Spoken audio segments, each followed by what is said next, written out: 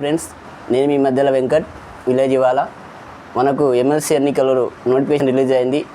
నల్గొండ, ఖమ్మం, వరంగల్ ఈ జిల్లాలకు వెళ్ళి ఉద్యోగులు అండ్ డిగ్రీ చదువుకున్న విద్యార్థులు అప్లై చేసుకున్న వాళ్ళు, ఎమ్మెల్సీ ఓటుకు అప్లై చేసుకున్న వాళ్ళు మెయిన్గా ప్రాధాన్యత ముఖ్య పాత్ర వహిస్తారు. కాబట్టి ఈ ఎన్నికల్లో ఖచ్చితంగా విద్యార్థుల సమస్యలపైన, అదేవిధంగా అన్నిటిపైన అవగాహన ఉన్న నాయకులుగా ఒక్కసారి అశోక్ సార్గా మనం ఎమ్మెల్సీ ఎన్నికల్లో నామినేషన్ వేసి అశోక్ సార్ ముందుకు వస్తే ఖచ్చితంగా ఇలాంటి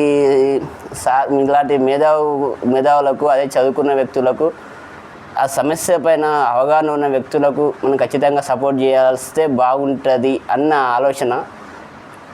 అదేవిధంగా రాజకీయ పార్టీలకు మనం సపోర్ట్ చేయొద్దు, ఎందుకంటే మనం చదువుకున్న వాళ్ళం కదా, చదువుకున్న విద్యార్థులం. కాబట్టి ప్రతి సమస్య పైన సార్ మనకు ముందు ఉండి ఒక మార్గనిర్దేశం చేసిండు.